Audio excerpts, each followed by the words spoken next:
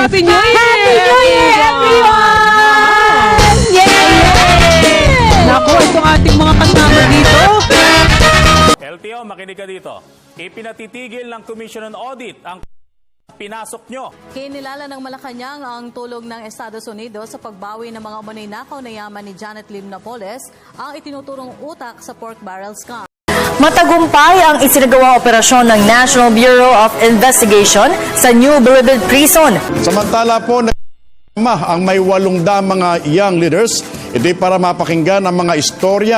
Almighty God, our Father, bless this wonderful nation. Physical and spiritual war, from fear and confusion, from separation and division. Be present to our leaders.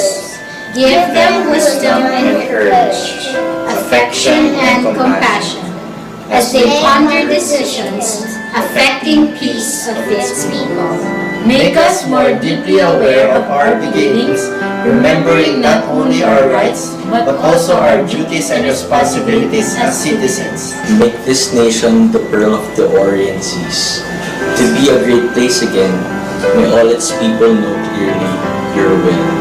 That they may fulfill the call for us in the salvation of this land and the restoring of all things. In the name of Jesus Christ, our Lord and Savior. Amen. I'm Rhea Santos. And I'm Ivan Miri. News that matters. Get it covered. Only here on News on Cue.